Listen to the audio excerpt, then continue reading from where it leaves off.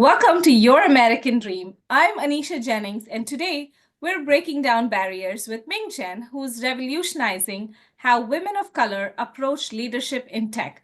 Get ready for a conversation that will reshape how you think about career advancement. Welcome. Thank you, Anisha. Good to be here with you. Thank you so much for being here. So, tell us about your journey so far. Oh, wow. Yeah, I mean, it's interesting, my journey. And since we're talking about also um, you know, immigrant mentality and that sort of mindset, I think it would probably be helpful to start there.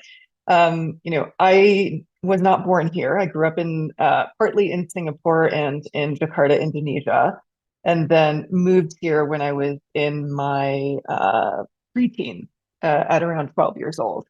And so the messaging at home had always been, oh, you know, you should be a doctor or a lawyer or an engineer, or if not one of those three things, then you will Yes. be a world-renowned musician, a pianist, ideally, and and if it's not one of those four decisions or career paths, then ooh, this is Yes. too scary to pursue.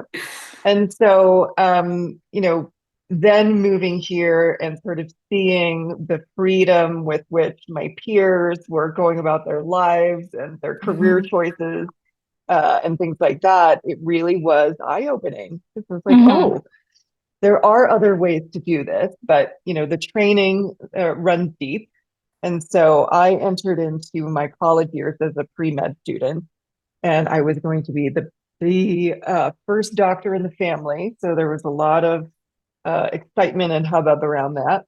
And then I got into it and thought, okay, it's interesting, but I don't know if it's really for me. And then organic chemistry was the clincher for me. Organic chemistry made me go, maybe this is not the right path for me. And so I moved into a liberal arts education into international affairs, which was quite an adjustment, I will say, for my mother. And then it sort of fell into tech right out of college. I worked early on for a company that had been acquired by DoubleClick, which is sort of the OG of what is now Google. And then took various jobs with sort of the mentality of I'll just try this and see how it is, and was pretty successful doing that. And so I had a 20 plus year career in tech before doing another career pivot into coaching. And I did that during the pandemic because of sort of an existential crisis and or a midlife awakening, so to speak. And what do I want to do with the rest of my life? And what's important to me if we only have so much time here on Earth? And that pivot for me was about doing things that are fun, that also play into my sense of adventure and humor, and allows me to work with and build relationships with amazing people, and make an impact and make a difference in the world. So yeah, that's sort of been my journey to date. Wow, that's amazing. Thank you so much for sharing that, Ming. So you have this really calm, like Mm. composed personality, your vibes that you're giving out. How have you always been like that, or was it a journey to Mm. get there, or talk to us a little about that.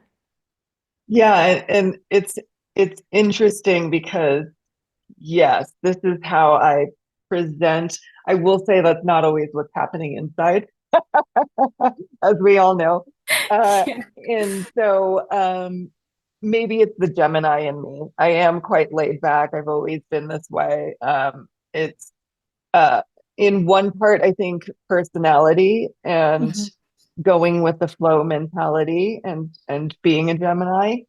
And I think another part of it is growing up in a household that was pretty volatile and having to go with the flow because Mhm. there were a lot of things that were out of my control. And it was really just easier to adapt, conform, not get upset about too many things. And generally speaking, though, I do think it is my personality. I've always somewhat been this way. Very nice, very nice. We need more of you. Yeah, thank you. I will So, say I do believe that for my clients, it is nice to have a calming presence. So I do like that I can absolutely. provide that. Absolutely. Definitely. Especially for a coach, when we're looking up to someone to help us navigate whatever situation we're in, and especially when you're providing coaching in the tech space, which is so, so stressful, having Mm. that calm demeanor really, really helps. Um, so what are the unique challenges of the women of color face in the tech industry? Mm, such a great question. And how much time do you have? As um, much as you want to take. it, it's interesting because while I came up through or within tech, I would say that I was early on in my career on the more on the MarTech side of things, on the ad tech side of things, which luckily for me, I will say, have had women executives and had women leadership that I could see were making changes and making impact on the companies that I worked at. I will say that there were not very many women of color in those positions. And so, and as I advanced and progressed in my career, there were times where I was really the only woman in the room, much less the only woman and woman of color in the room. Mhm. And so it becomes a bit of number one, an isolating event or an isolating feeling, right? Number two, it makes it harder for you to get your voice heard because Mhm. you are a representative of one in that room. And it makes it then doubly important that you do say something and have a point of view. Because the more that you do that, the more that you speak up, the more that you own your voice and your perspective, uh, the more people pay attention, right? Mhm. So I would say that the unique challenges that we face are being the one or the only in the room, uh, having your voice not be heard, not being seen, and making it much harder for you to get your point across or get projects over the line or have folks rally around you, which I think is why it's so important to have those allies and advocates and sponsors as you kind of make it through the ranks within tech. Mhm. So those are sort of the high level thoughts that come to mind. Nice. So, what inspired you to become an executive coach for underrepresented uh, women in tech? Really, my own experience of being Mhm. undervalued, under appreciated. And I don't say that from a point of view of woe is me or I'm a victim. It is Mhm. much more from the perspective of uh, I know my value. I have something to say, Mhm. and my perspective is important, and you should listen to it. You might not agree with it, but my point of view is just as valid as yours. And so a part of the fire that's in my belly and why I coach um, BIPOC executives is because of that lived experience that I had, whether it was just outright aggression or microaggressions or, um, things that were a little bit more subtle and a little bit less easy to quantify. So I've been there, and certainly everyone's experience is unique. However, there are general themes that come up time and time again with my clients and have been my own experience as well. So it, I really am in my mission really is to champion these women because there are a lot of headwinds working against us. There was just an article that Dave Liu had posted on his LinkedIn, and uh, I think it was from Glass Hammer. But really, we, especially as Asian American women, face a lot of headwinds in the corporate world in general, but especially in the tech world as well. Mhm. Thank you for sharing that. So, how has, growing up in an immigrant family and now being here, how has that helped you be the person you are today? That's a great question. I have an unassailable work ethic. Yes. You might be familiar with that as well. Yes. Uh, and so I would say that the drive and the motivation and the need to excel has really been really helpful because, you know, my personality is laid back. My default state of mind is go with the flow. Mhm. And so having that counterpoint of no, you do need to work hard. You do need to excel. It's important for not only the people around you, but for you yourself Mhm. to have that drive. And so the caveat that I will add to that, though, is that sometimes prevents us from realizing when we have to rest and Mhm. when we're quickly approaching that burnout phase. And so it's a constant tension between those two things for me, even now, even today. So, Absolutely. Yeah, it's something that I've heard with other women too, like the immigrant women, that seems to be like a mhm. common theme here as well. Yeah, yeah, yeah. So what's the most common limiting belief you encounter among your clients?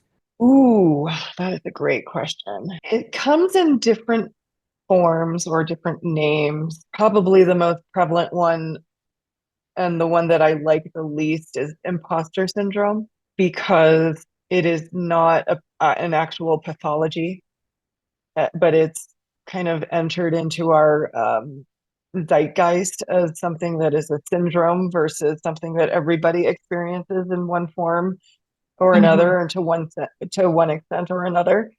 And so, um, call it imposter syndrome, call it a little bit of self doubt, call it um, fear over the unknown, and maybe a lack of confidence. Those are all sort of the same thing Mhm. with different names or labels on them. But yeah, I would say that that one is the most common theme across everyone. And Mhm. I love tackling that one because it's one of those things where I get to pull out the best of people or pull out what Mhm. is the best in people. And we all have that. And uh, a lot of the times it gets buried. So Yes. pulling that out is one of my greatest joys. Oh, very nice. Yeah. So how do you help your clients handle it? Oh, it is pulling out who are you when you are your best self? What is an experience or a scenario that you can think of that you really kicked ass or you really excelled and you were truly at your best? Who's at the table now? Mhm. Is it that person or is it the one that's like, I don't know what I'm doing. I doubt myself. I can't figure it out. I'm scared because I've never done this before. Yeah. Who's in the driver's seat? And so I think that's one of the key things that I work on and help with pulling that out of people. It's like, okay, you've buried your best self under all of this noise. So how do we Mhm. bring your best self out? So Mhm. that's how I help with that. So how do you manage to, hold space for all of this while still being your authentic self? At the end of the day, it's about my clients' choices. Mhm. It's not about me at all. It's about what it's about the goals and the desires and the dreams that they have for their own lives and their careers and their relationships and scenario or dreams that they want to build for themselves. However, my job and my responsibility as a coach is to help push or poke the bear when um, I can see that there are some patterns that are showing up that aren't serving them. And the way that I remain my authentic self in doing that is injecting humor into it. I can be very like silly and funny when I'm trying to get people out of their comfort zone. And so that's how I bring my own authenticity into it. But it's also held with a lot of empathy. Empathy is Mhm. my superpower. And so I bring a lot of that as well into my coaching. Very nice, very nice. So, what do you think? How can women create their opportunities when traditional paths seem blocked? Mm, that's a good question. And I want to pick that apart because if the traditional paths are blocked, that's that's one thing. I want to kind of uncover why and Mhm. what is it about that. And do you want the traditional path, but maybe that is blocked?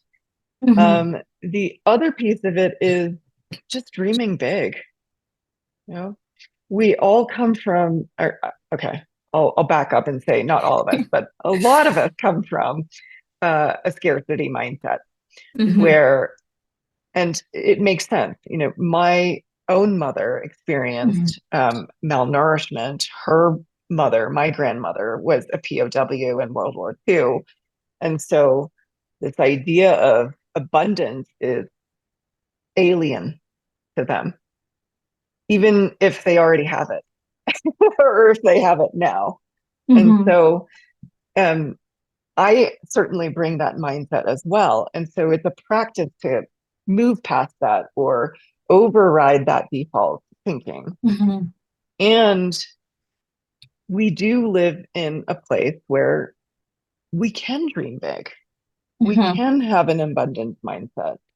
And so, really, even inviting people to think about or dream about what is it that they want for their lives, whether that's in 6 months or a year or 30 to 5 years. Most people haven't given themselves time to even think about that. And Mhm. so creating space for possibility, I think is it's a really important part of the process. Thank Did I you. answer your question? Yes, you did. Okay, good. Thank you for sharing that. Um, so what do you think is the biggest mistake women make when trying to advance in tech? I think there are quite a number of pitfalls, especially for women of color in tech. I think likely the biggest mistake or the biggest one is not getting that squad or those folks around you that are going to champion you and support you um, and help you along the way, right? It's getting those allies, it's getting those advocates and sponsors and people who are higher level than you, your peer set, and even those folks who are still coming up in their own careers. Um, Hmm. it's it's your network. Yeah. That is everything. So I'd say that's the biggest pitfall. Yes, yes, makes sense. So what strategies have you found most effective for building confidence in leadership roles? In terms of strategies, I'm hesitating because it is very specific to each individual. Hmm. Hmm. Um, so if I think about common themes across all of my clients and even for myself, uh, the strategies are relationship building, as I Hmm. alluded to just now. It is gathering those advocates and supporters around you. It is influencing and getting to those folks who might not be the decision makers, but they're key um, in those rooms, key people. And yeah, I think for me, it all boils down to the relationships that you're building and the relationships that you're cultivating. Hmm. Certainly, you want to show that you add value, that you have a point of view, that you can advocate for your team and for your project. At the end of the day, though, it's the number one strategy is relationship building. Absolutely. Yes, makes sense. So Yeah. what's your approach to helping women negotiate for what they're worth? This is such a great question because I've just had two conversations with women about negotiating. And there's always this feeling, perhaps, of, well, what if that causes them to renege on the offer? That is certainly a possibility. Yes. I would also argue that if you're not advocating for yourself, if you're not saying, hey, this is what I want and what I need to be whole to take this role, you not only do yourself a disservice, you do them a disservice as well. Mm-hmm. Right? Because we all come at this from the position of, oh, the company holds the power. But really, company, there is something that you have seen in the potential employee that is valuable to your company. So this is a give and take. This is a negotiation. It is a discussion. And so coming at it from the perspective of a little bit like, oh, they hold all the cards and I'm just this lowly worker that wants to work for them. I'd say that is the approach that I see the most often than the one that's not going to serve you because you have something to offer too. They're extending an offer because they've seen value in what you're going to provide for the company. So just doing yourself a favor and knowing that it's from a place of I have value, I am important, I can negotiate. They actually expect me to negotiate, Mm-hmm. uh, and coming from a place of also collaboration. Right? Mm-hmm. Here's what I need to be whole. Mm-hmm. What can we do to work together to make this happen? Or if it can't happen, what else is possible? Right? Mm-hmm. So opening it up as a discussion as opposed to an either or a zero sum game. Yeah, yeah, that makes sense. So, how has the landscape for women in tech changed since you started coaching? I think because of advocates in the space, there is more awareness generally about the challenges that women of color executives face in corporate America.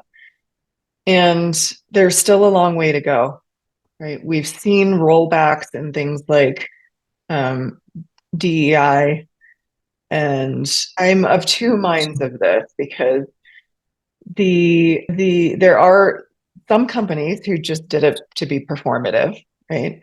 As a reaction to um, Black Lives Matter and George Floyd during the pandemic, Mm-hmm. and threw up a bunch of metrics to be able to say, okay, are we hitting these numbers? Are we hitting these goals when it comes to DEI? And the backlash has been such that, and the rollbacks in terms of funding for DEI has been such that it's clear that there's something in that approach that was not working, and yet Mm-hmm. the importance and the significance of the work has to continue. And so, in terms of the landscape and how it's changed, I would say that the women executives I'm working with are relying much less on those things and Mm-hmm. being champions and advocates for themselves as well as others. And so, with a lack of organizational support around it, it is about finding our own communities and finding our own spaces where we can be supported and we can advocate for each other. I've seen that change quite a bit since I started this. Thank you. So, what would you say is your vision for the future of diversity in tech leadership? Oh my gosh, I would love all of us to have a seat at the table. Um, Creating more seats at the table, pulling up another table, and allowing more of us to have a voice, right? Mm-hmm. Again, this is not so much about it being a zero sum game. It's about can we include more um, voices and diverse perspectives that are going to make us collectively better. Mm-hmm. It's harder work, certainly, because you're not in an echo chamber anymore. And yet you get more innovative, you get more creative, you automatically think outside the box because you have diverse perspectives in the room and different points of view. And I think if we're going to all win in this, that's going to be the way forward. Nice. Yeah, makes sense. So, how do you help your clients balance career ambitions with personal well being? What are you saying yes to and what are you saying no to? Mm-hmm. And just getting aggressive about prioritizing. Mm-hmm. Mm-hmm. Yeah. Essentialism. Yeah. Because it's at the end of the day, uh, not all of it is important. It may Mm-hmm. feel important in the Yeah. moment, but not all of it is important. So what are you prioritizing? And it is a conscious choice Mm-hmm. that has to be made because I think so many of us go through it unconsciously. Well, here's everything I have to do. Here's my checklist. I just have to get it all done. That's not true. Like, what are you prioritizing and Mm-hmm. aggressively prioritizing? So you're pouring into everyone's cup. So what is your, how do you fill your cup up? Great question. And something I have to consciously and actively, aggressively prioritize as well. Otherwise, it's Yeah. like hard Mm-hmm. work ethic out the Mm-hmm. window. So, I'll use an example from this morning.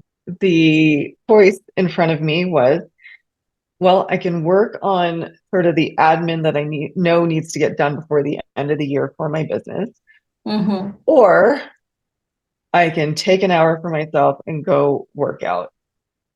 And believe me, I wanted to keep my seat and keep my butt in my seat, but I was like, okay, you're gonna do this and you're gonna be better for it. And so I got up and I went and did an hour-long workout and I got a little like dance party in there as well, dance party of Mm-hmm. one. And it completely changed my mood. So I know there's value. It's the starting that is the Yeah, the struggle.